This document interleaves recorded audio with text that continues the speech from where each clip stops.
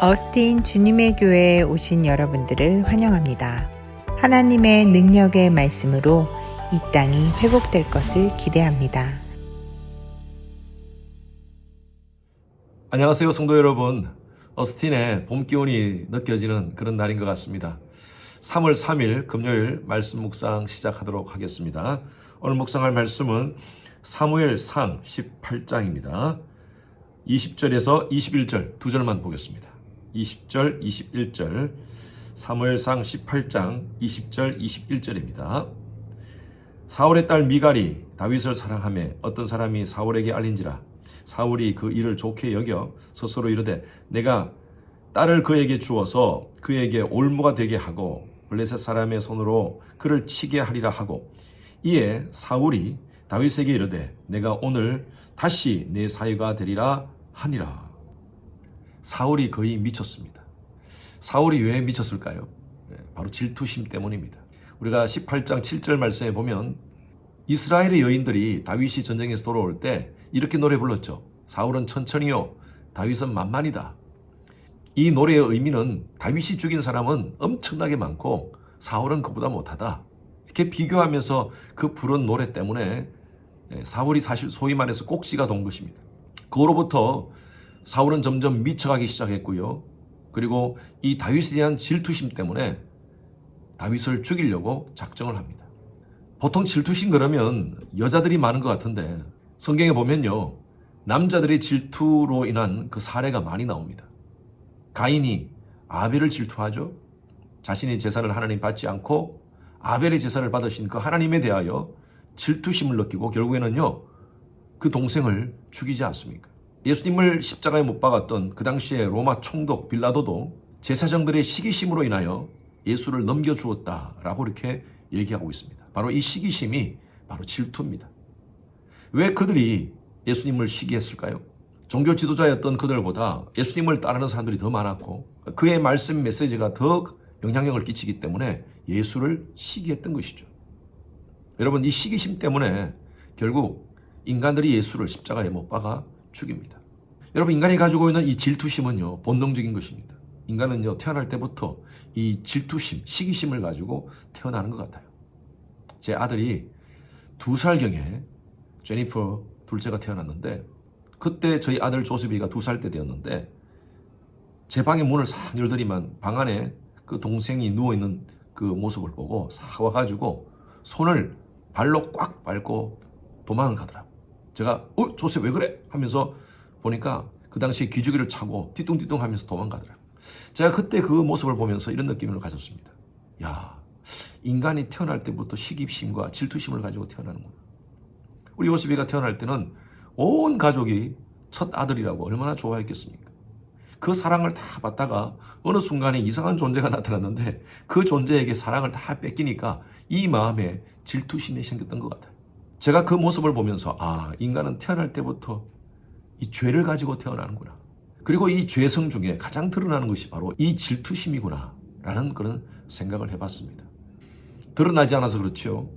인간들은 모두가 이 질투심을 가지고 살아가고 있다는 것이죠.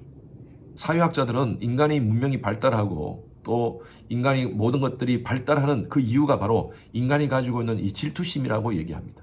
예, 이 질투심 때문에 여러 가지 많은 것들이 발달도 되지만 이 질투심 때문에 엄청난 많은 그런 불행한 사건도 만들어지고 있습니다. 사울이 다윗을 질투합니다. 그리고 다윗을 죽이기로 작정합니다. 자기 손으로 죽이지 않고 블레셋 사람에 의해서 죽이기를 원했어요. 오늘 말씀 17절 말씀 보십시오. 사울이 다윗에게 이르되 내 맏딸 메랍을 내게 아내로 주리니 너는 나를 위하여 용기를 내어 여호와의 싸움을 싸우라 하니, 이는 그가 생각하기를 그 손을 그에게 대지 않고 블레셋 사람들의 손을 그에게 대게 함이라. 자기가 직접 죽이지 않고 블레셋 사람들에 의해서 다윗을 죽이기로 작정을 합니다. 다윗이 전쟁에 나가서 승리해서 돌아오면 자기 딸을 주겠다고 약속을 합니다. 참, 어떻게 아버지가 이럴 수가 있습니까? 다윗을 죽이기 위해서 자기 딸을 내겁니다.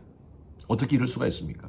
사람이요, 이 질투심에 빠져버리면 사리 분간을 못합니다. 사울이 지금 정신이 나간 상태입니다. 결국에는 다윗이 전쟁에서 이겨서 돌아옵니다. 그런데 자기 딸을 주지 않고 19절 보십시오. 사울이 딸 메립을 다윗에게 줄 시기에, 이 말은 다윗이 전쟁에서 돌아와서 이제 딸을 줘야 되는데 주지 않고요. 몰라 사람 아드리엘에게 아내로 주었더라. 자기 딸을 다윗에게 주지 않고 약속대로 주지 않고 다른 사람에게 줬다는 것입니다. 사울의 목적은 다윗이 죽는 것이 목적이었어요. 그래서 어나들 플랜을 갖습니다. 20절 보십시오. 사울의 딸 미갈이 다윗을 사랑하며 어떤 사람이 사울에게 알린지라. 사울이 이 일을 좋게 여겨 미갈이 다윗을 사랑했습니다. 성경에 보면요, 다윗이 미갈을 사랑했다고는 표현되지 않습니다. 그것이 기록되지 않았어요. 다윗의 감정과 상관없이 사울은 다윗에게 미갈을 주기로 하면서 전쟁에 나가서 네가 승리해서 돌아오면 내가 미갈을 주겠다라고 약속을 합니다. 이것도 하나의 리워드라고 표현하는데, 사울의 목적은 미갈을 주는 것이 목적이 아니라 다윗이 그 전쟁에서 죽는 것이 목적이었어요. 결과적으로 다윗은 이 전쟁에서 죽지 않고 블레셋과의 전쟁에서 승리하고 돌아와서 미갈을 얻게 됩니다. 오늘 우리는요, 이 사울의 모습을 통하여서 인간의 질투가 얼마나 무서운지를 우리가 볼 수 있습니다. 우리는 삶을 살아가면서 자꾸 다른 사람과 비교하는 가운데 이런 질투를 갖게 됩니다. 시기하는 마음을 갖게 됩니다. 질투와 시기하는 마음을 통하여서 모든 죄가 나타납니다. 질투와 시기하는 마음은요, 우리가 무슨 돌을 닦는다고 해서 없어지지 않습니다. 어떤 성인에 대한 얘기인데요, 토머스라는 성인이 40일 금식기도를 합니다. 대단한 성인이죠. 40일 동안 금식기도 아무나 하지 않습니다. 40일 동안 금식기도하는 그 과정 속에서 마귀들이 이 성인 토머스를 계속 공격합니다. 그의 마음을 무너뜨리기 위해서, 그의 감정을 무너뜨리기 위해서, 40일 금식기도를 중단시키기 위해서 여러 가지 엄난한 것을 통해서 유혹하고 물질적인 것으로 또 다른 것으로 계속 유혹을 하는데 넘어가지가 않아요. 이 사람은 흔들리지가 않은 성인이었습니다. 졸개 마귀들이 대장 마귀에게 보고합니다.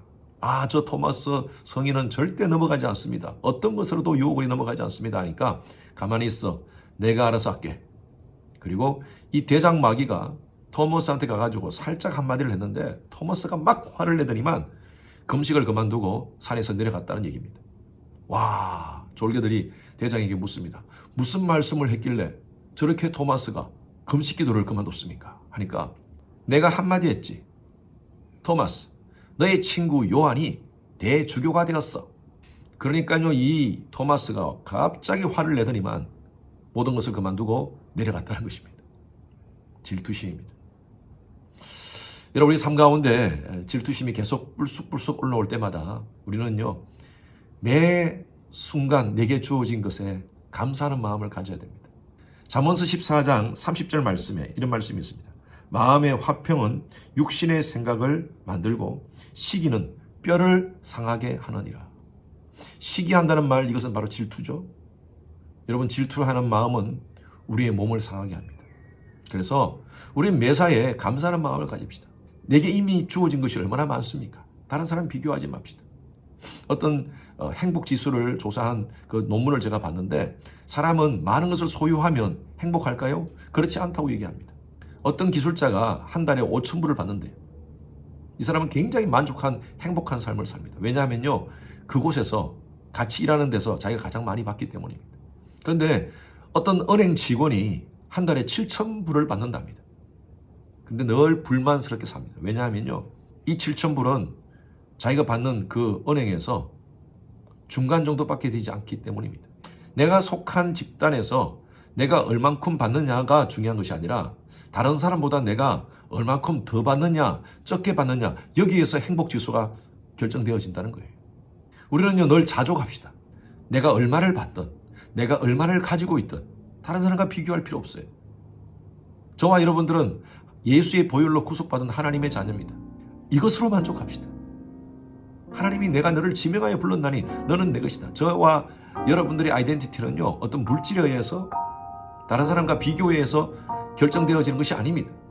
우리는 우리 자체로 예수의 보혈로 구속받은 하나님의 자녀로서의 이 놀라운 가치를 가진 존재예요. 늘 감사하고요, 사울과 같이 질투하지 말고 하나님께 주어진 것에 영광 돌리며 자족하며 행복하게 사시는 여러분 삶이 되시기를 주님 이름으로 축원합니다.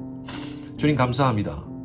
사울의 질투의 모습을 보면서 혹시나 우리의 모습 가운데 이런 모습들이 있지 않은지 다른 사람과 자꾸 비교하면서 시기하면서 질투하는 우리의 모습이 아닌지 하나님, 늘 내게 주어진 것에 감사하는 저희들 되게 하여 주시옵소서.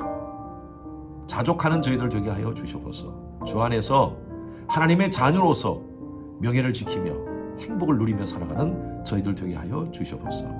감사드리며 살아계신 예수 그리스도 이름으로 기도드렸습니다. 아멘. 금요일은 예배를 위해서 기도하는 시간입니다. 모든 예배를 위해서 기도해 주십시오. 주일 예배, 금요 예배, 또 우리 청년들 예배, 어린 아이들부터 모든 예배에 이르기까지 성령의 기름 부으심이 많은 그런 귀한 예배 될 수 있도록 담임 목사의 설교에 하나님께서 준비 가운데 함께 하시고 또 말씀을 선포할 때 은혜와 능력이 더하시도록 기도 부탁드립니다. 각 부서의 설교를 준비하시는 모든 사역자들을 위해서 기도해 주시길 바랍니다. 예배를 위해서 섬기는 여러분들이 계십니다. 미디어, 안내, 찬양, 교사 등으로 섬기는 그 봉사자들이 기쁨과 감사함으로 섬길 수 있도록 해달라고요. 그리고 모든 예배자들이 성령과 지혜로 충만한 그런 예배 될 수 있도록 하나님의 임재가 가득한 지성소 예배가 될 수 있도록 하나님께서 함께 하도록 기도해 주시기 바랍니다.